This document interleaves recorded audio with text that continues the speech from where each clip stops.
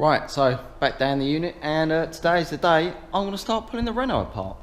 I've already took the driver's door off. Need to take the passenger door off. I'm literally just starting taking the dash out, which is proving quite interesting. Obviously just working my way around it. I'm pretty sure it just clips in at the top. Got all the clocks out and stuff like that, but I'm really reluctant to climb in and start pulling it apart because it just stinks, and I really don't want it smell like that. Would like to say I'd get the engine out today, but we'll see how it goes. I'm only by myself, so yeah, let's just get to it and start pulling it apart. Really cool.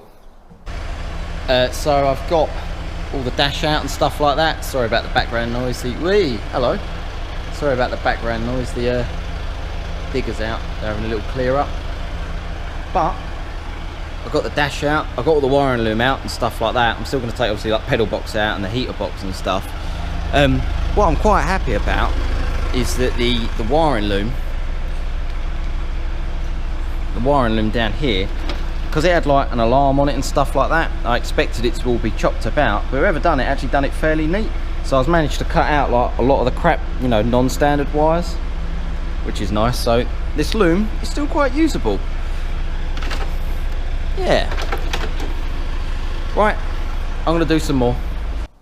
So I'm just working on the Renault 5, and I'm pulling the wiring loom out and stuff like that, just trying to remember where everything goes.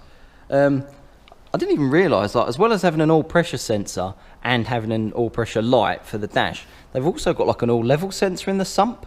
I don't even remember them having that. So yeah, I'm quite impressed with that. But it's coming apart alright. I was tempted to drop the whole subframe down with the engine, but as the whole front's torn off and there's quite a lot of room around, I think I'm just going to try and lift the engine and box out the top and just take the shafts out. Trying to do it without making a mess, obviously, but yeah, I'm getting there. I've taken this wing off now. Got most of the interior loom out and stuff I want from the inside, so yeah, it's getting there slowly. So I've been a bit busy, as you can see. I've got the engine out of the Renault. Didn't take much, I just disconnected the steering column, pulled that all the way out, and then obviously just 4 bolts in the corner, 2 little brace bars, strut tops, and just dropped it down as a whole. Yeah, doing alright. Just thought I'd show you some of the extent of the rot on this car. So it's obviously rotting in the floor pan there, and it goes down there into the floor pan a bit, and also the sill all the way to the back, so it'd need inner and outer seals to save this shell. Obviously it goes up here, it's rotten as well. This chassis leg from the impact it's rotten, so it'd need a new chassis leg, or at least we're repairing right up, but the crack goes right the way down here. It's sort of working its way down behind the seam sealer. That, and it's actually quite bent, so I think when it had the shunt here, it bent that chassis leg, so that would need some attention. I didn't actually point it out last time, but the roof's actually caved in. I think someone's jumped on the roof at some point, and also it's sort of bent up in the inner pillars here, so I can only assume the forklifts picked it up through here at some point, because the trim's a bit damaged as well. Same with this side. The sill's rotten all the way down the seam to the back. Obviously a big hole in the floor pan and this little outrigger here and stuff like that. Where the subframe bolts at the back, I can't really show you because obviously it's still on the floor, but I've got to take the subframe off, but I've got a feeling it will probably just fall off because it's rotted all the way around both sides. So this is more of a reason why I'm getting rid of this shell rather than trying to save it. You could save it, obviously it needs a windscreen surround as well, or the boot floor, which I've already said about.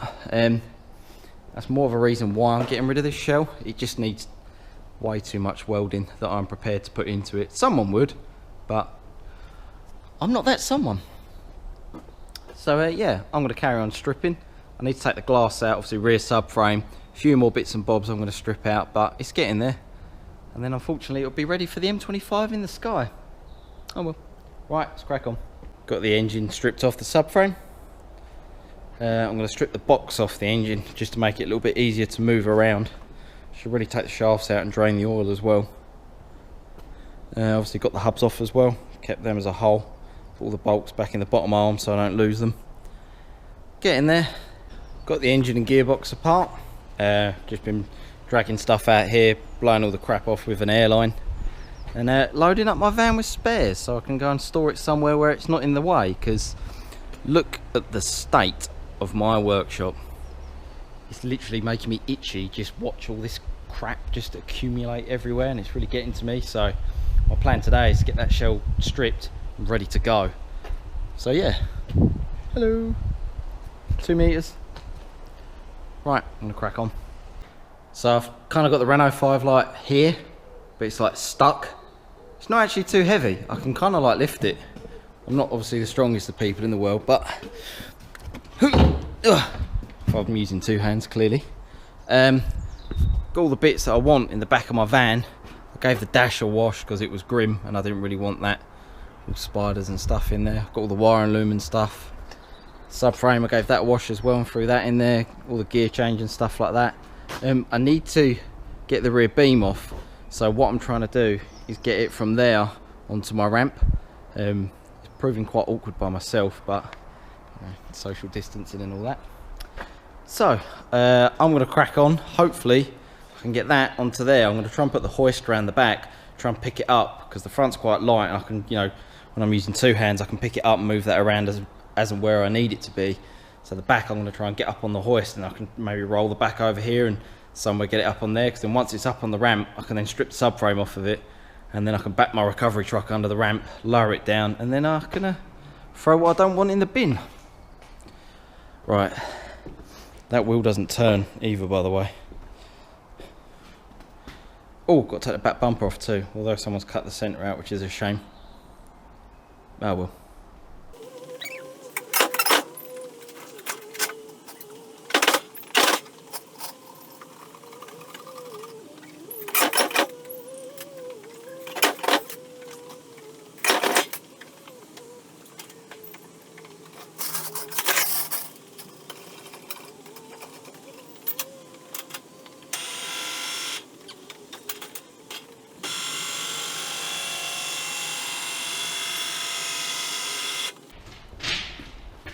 She's only on.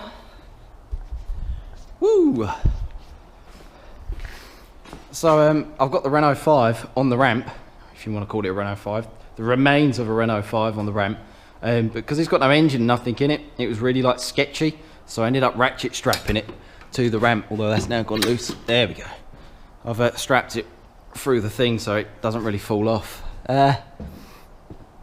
So yeah, all I need to do is take this rear beam off, and unfortunately that'll be the end of its life. Off it goes. It's rot everywhere, isn't it? Right, so what I'm going to do now, take this off, and then I'm done with the shell. Bye Renault 5. I've got the rear beam off. Yeah, so I'm just going to back my truck underneath it, put my truck down, and that's it. It's going to go to the M25 in the sky, unfortunately.